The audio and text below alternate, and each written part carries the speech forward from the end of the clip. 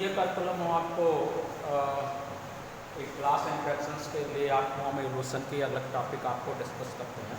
हमने इसके पहले आपको जो है इवोल्यूशंस के बारे में आपको पढ़ाया था, जिसमें हमने आपको ओरिजिन ऑफ लाइफ को लेकर कि कैसे एक लाइफ यूनिवर्स में ओरिजिन होती है उसके बारे में एक कॉन्सेप्ट हमने आपको दिया था। क्लास 12।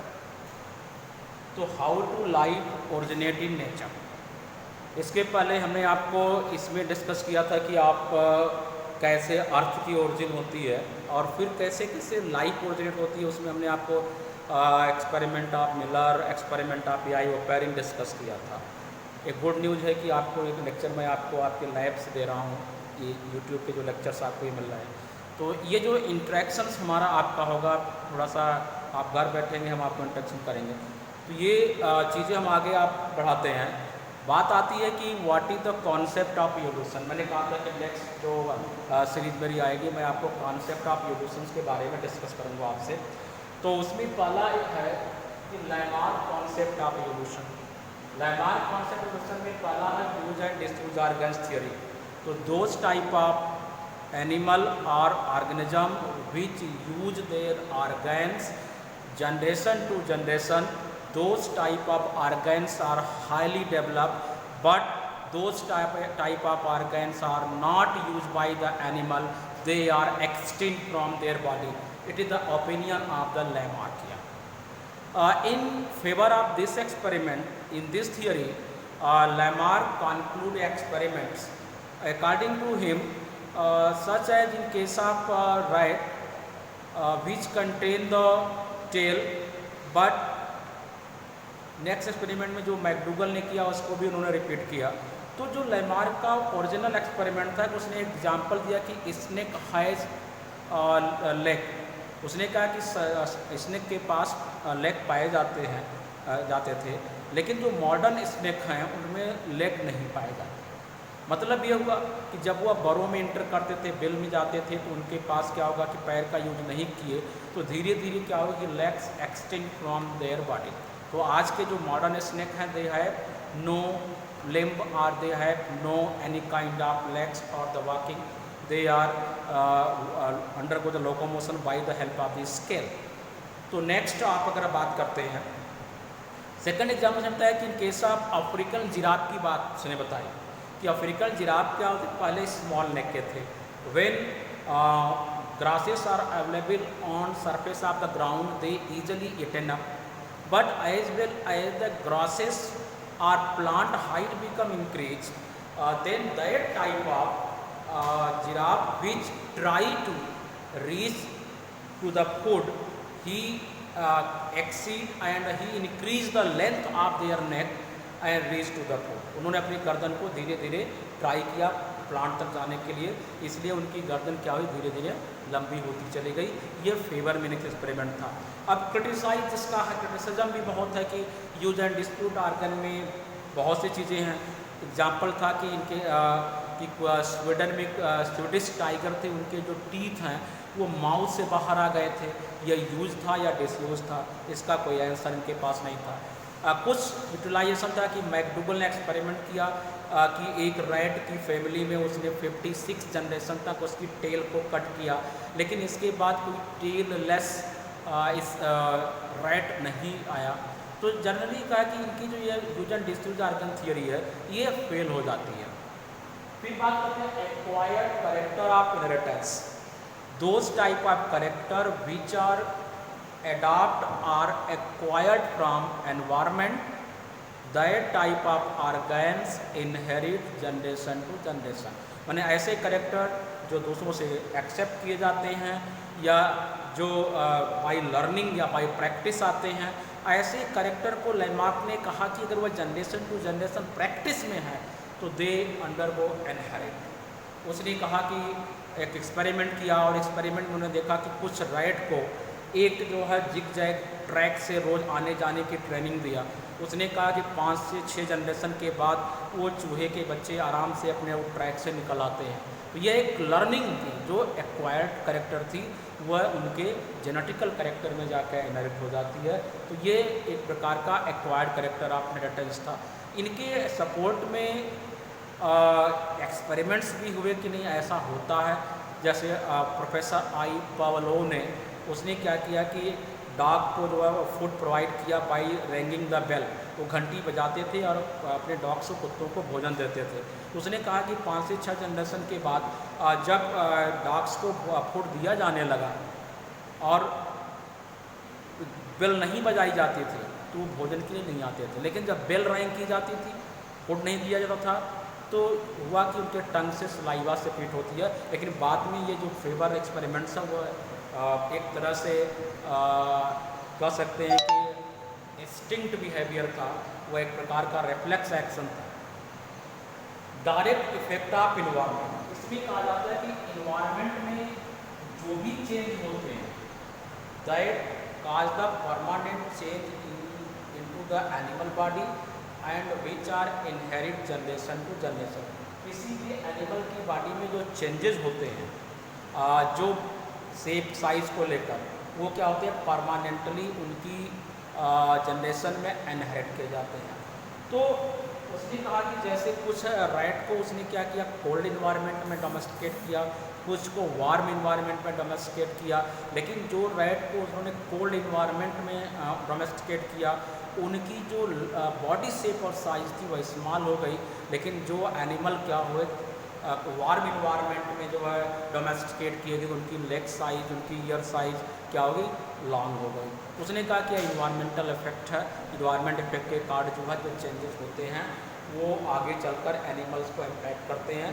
तो इसमें एक प्रकार का कई रूल दिया, इसमें एलन का रूल है, वर्कमान का रूल है, डोलो का लॉ है। तो वो डायरेक्ट का इन्वायरमेंट को थियोरी को कहीं ना कहीं प्रूव करते हैं। बाद में लैमार्क का कुछ क्रिटिसिज्म हुआ।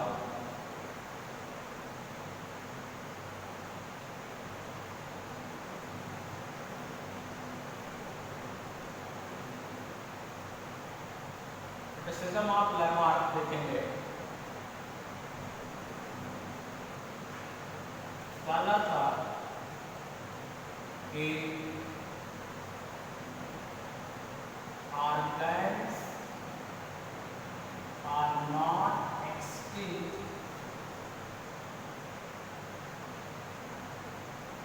from animal body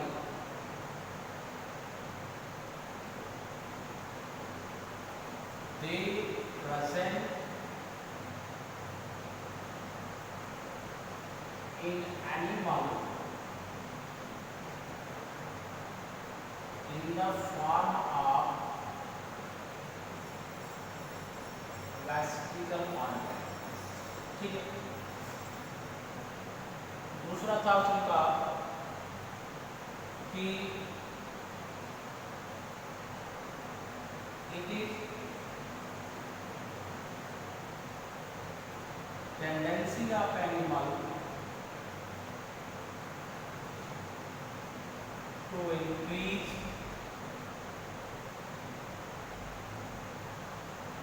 shape and size, but they are not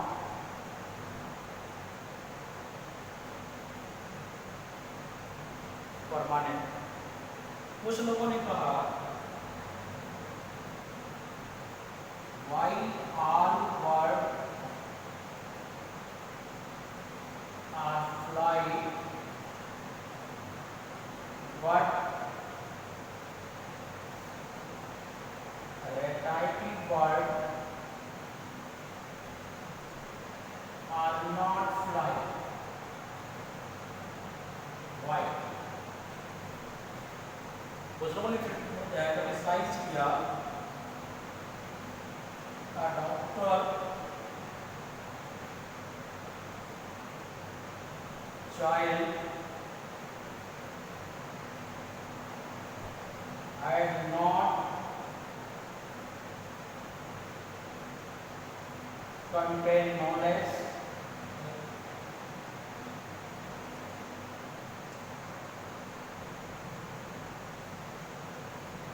without study.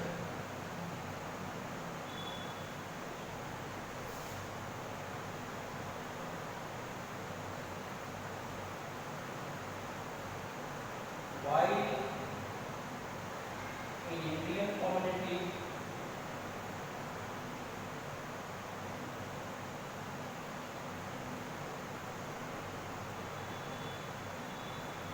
male female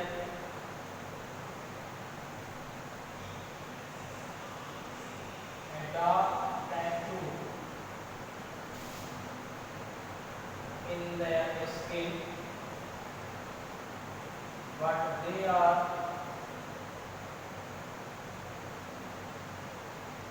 not there.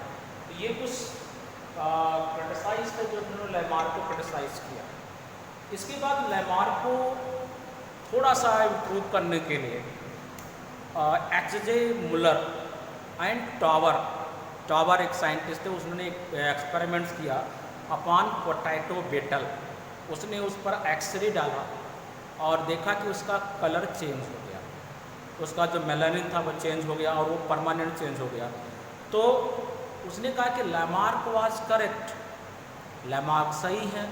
उसने कहा कि if during the acquired character of inheritance use and disuse organ theory and during direct effect of environment the changes occur into germ plasm they are permanent inherit, but when occur into the somatoplasm they are not permanent inherit. तो ये opinion था कि अगर germ plasm में कोई change है तो वो अगली जनरेशन में इनहेरिट करेगा, अगर वो जो सोमैटोप्लाज्म में है तो that changes are not occur inside their body organization या genetic constitution.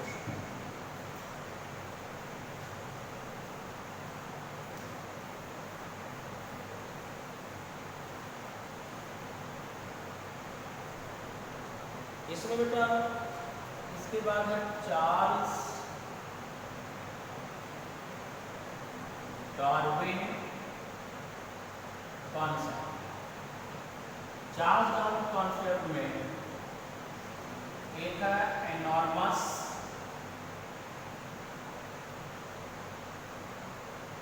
Rate of fertility, second है survival of struggle for existence,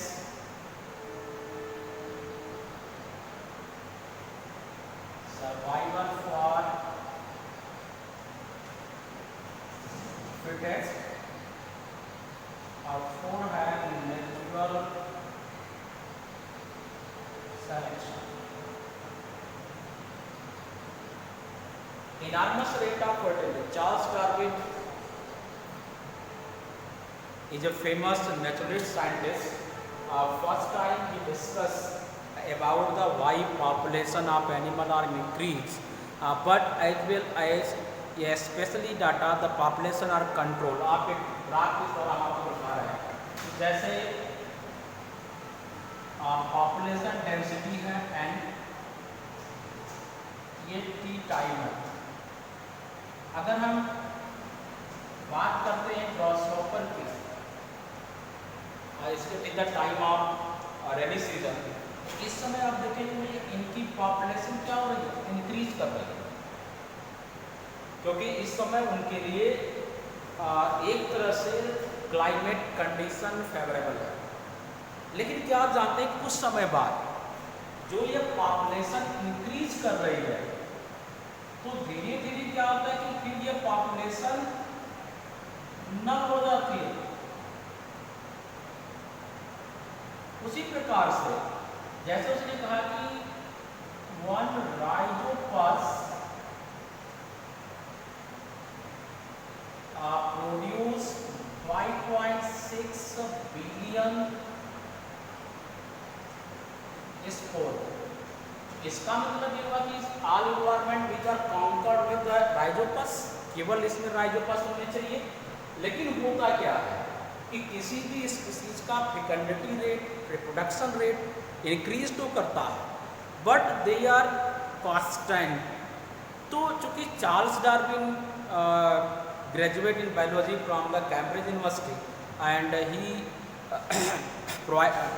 Cambridge university provided A fellowship for the research of speciation, कैसे इस नेचर में species का formation होता है उसके बारे में कोई फेलोशिप मिली।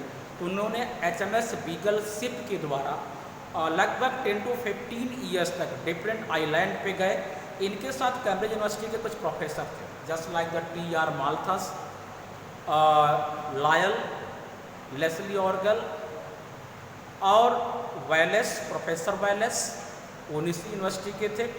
तो उसने डेटा कलेक्ट किया, एक्सपेरिमेंट्स किया, उसके बेस पर उसने एक बुक पब्लिश की, नेचुरल सिलेक्शन बाय स्पेसिएशन या स्पेसिएशन बाय नेचुरल सिलेक्शन, या उसी को उसने मॉडिफाइड किया, origin of species by natural selection. बाद में किताब को छोटा कर दिया गया, ओरिजिन ऑफ स्पीसीज। तो origin of life is written by the A.I. Oparin and origin of species is written by Charles Darwin. तो चार्ल्स डार्विन का जो फर्स्ट प्रिंसिपल है, फर्स्ट ओपिनियन है, ये प्रोफेसर T.R. माल्थस का था। It is the professor of the economics and he study the demography into the Oxford university. तो जो ये चीज़ कहती है कि एनॉर्मस रेट ऑफ फर्टिलिटी, किसी भी स्पीसीज की पॉपुलेशन क्या होती है, अगर उसको आप रिसोर्स अगर हम फूड अवेलेबल कराते हैं तो वो बढ़ती चली जाती है, पॉपुलेशन का टाइम वो इंक्रीज करती चली जाती है। लेकिन जब रिसोर्स और फूड खत्म हो जाता है तो ये पॉपुलेशन फिर क्या होती है कि डिक्लाइन करना शुरू कर देती है। तो कहने का मतलब हुआ कि इनॉर्मस रेट ऑफ फर्टिलिटी, अगर एक ग्रासहॉपर के 10⁶ आते हैं तो इसमें से 1 or 2x convert into the adult, it is a kind of natural selection. और ठीक है सर।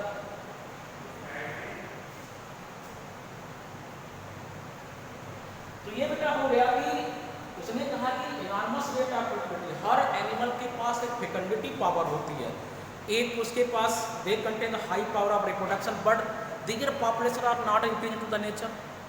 ऐसा क्यों होता है, क्यों पॉपुलेशन कांस्टेंट हो जाती है? तो दूसरे में आते हैं सर्वाइवल ऑफ फिटेस्ट, या जो स्पीसीज इस नेचर में आती है उसको जो फंडामेंटल चीजें हैं, food, light, shelter, all the things are share.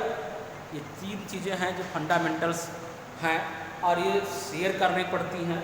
तो जब किसी स्पीसीज की पॉपुलेशन हाईली इंक्रीज होती है तो उनके बीच एक प्रॉब्लम क्रिएट होती है, स्ट्रगल फॉर एग्जिस्टेंस, अपने को एस्टेब्लिश करने की प्रॉब्लम क्रिएट होती है, एग्जिस्ट करने की, कि कैसे वह नेचर में अपने को एग्जिस्ट करते हैं।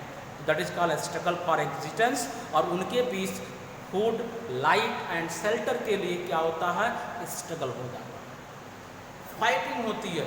उस struggle of existence are 2 type, inter specific और इंट्रा स्पेसिफिक।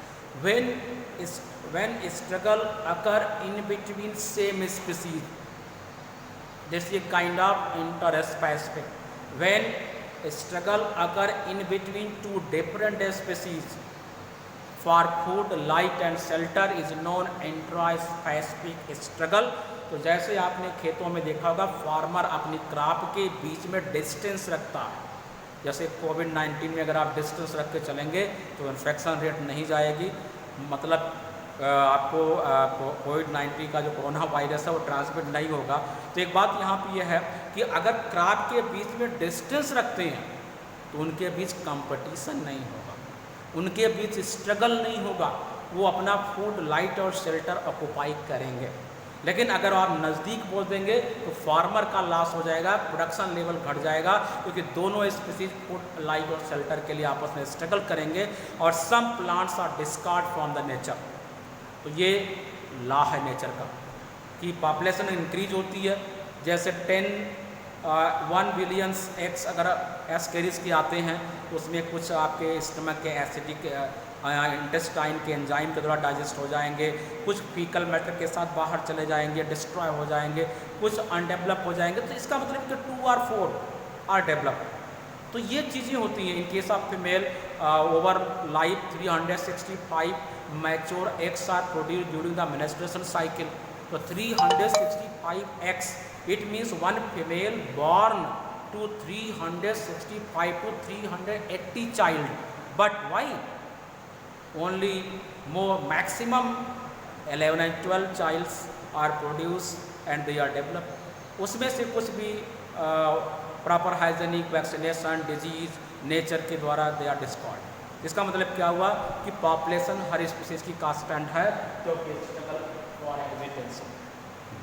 बाकी survival of fittest, those type of species which are surviving struggle for existence, that species are survive, that species are fit into the survival of fittest।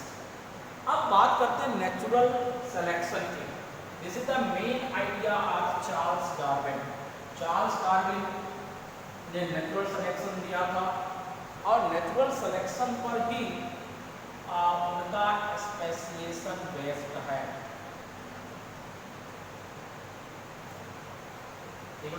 तो natural selection it is the main concept of Charles Darwin. According to him the species which are developed into the nature they undergo a struggle for food, light and shelter, and that species which are adjust according to the environment, that species are survive into the nature। Just like he take the example of giraffe into the South Africa, where two type of giraffe are present in that type of South Africa, one are small neck and another are large neck।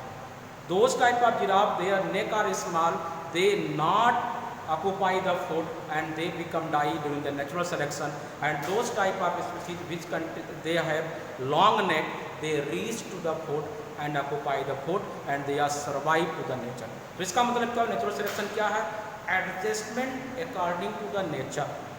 जैसे आप corona virus कोविड-19 से हम adjustment करना होगा, adaptation करना होगा, अपने में इम्यूनिटी पावर डेवलप करनी होगी अगर हमें यहाँ पे सर्वाइव करना है। तो नेचुरल सिलेक्शन वही कहता है कि नेचर जैसा चले, adaptation to the environment, adjustment to the environment.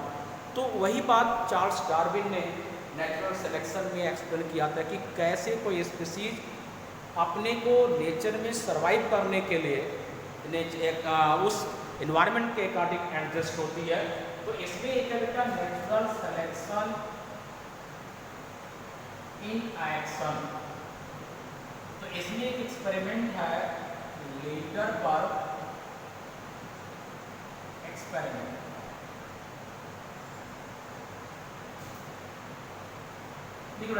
Lederberg ने क्या किया था, उसने एक बैक्टीरिया लिया ई कोलाई, उसने एक प्लेट लिया पैकेटिस, उसमें उस ई कोलाई की कॉलोनी लिया। उसमें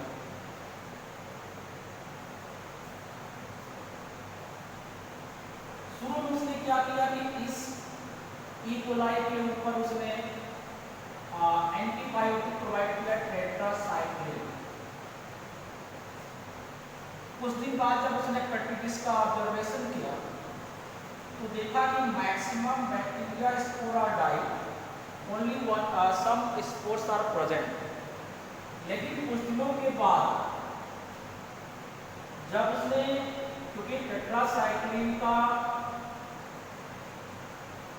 उसने इसमें लेथल डोज यूज किया, लेथल डोज ऑफ टेट्रासाइक्लिन इन इस कंटीन्यूअस मैनर। लेकिन कुछ दिन के बाद उसको क्या मिलता है, एक बैक्टीरिया की नई स्पीसीज आती है, एक ई कोलाई का नया स्ट्रेन आता है जिस पर high dose of tetracycline provide करने के बाद भी ई कोलाई नेचर में सर्वाइव करती है। क्यों ऐसा हुआ? क्योंकि जब हमने टेट्रासाइक्लिन का डोज उसके ऊपर प्रोवाइड किया तो पहले क्या हुआ कि कुछ स्पीसीज जो है वहाँ पर सर्वाइव करती हैं,